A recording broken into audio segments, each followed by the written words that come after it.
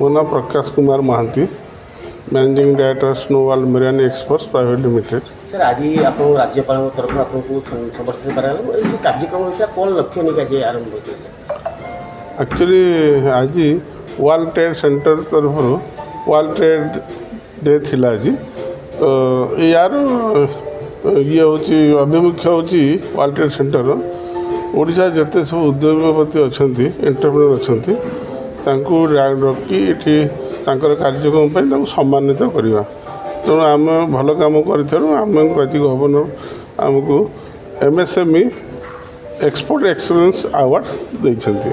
Sir आप company कौन कौन एक्सपोर्ट सर करते आम कंपनी चिंगुड़ी मेनली चिंगुड़ी जो कल्चर हो चिंगुड़ी चाष होती चिंगुड़ी एक्सपोर्ट आम कर सर केते आनम टर्नओवर सर होची आमर बर्तमान आम कंपनी एक्चुअली नूतन कंपनी 2023 आम आरंभ कर बालेश्वर नीलगिरी एरिया रे आमर टर्नओवर बर्तमान 400 कोटी अच्छी एवं आगामी दिन या बढ़ो।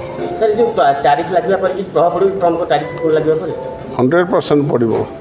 ट्रम्प जो एक तरफा भाव में इंडिया पर 25% पुणी पेनाल्टी मिसिक प्राय पाखापाखि 40% टैरिफ पकड़े यार प्रभाव डायरेक्ट चाषी मान पड़ो।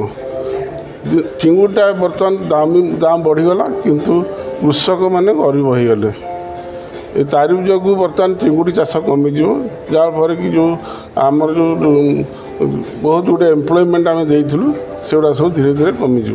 Thank you sir.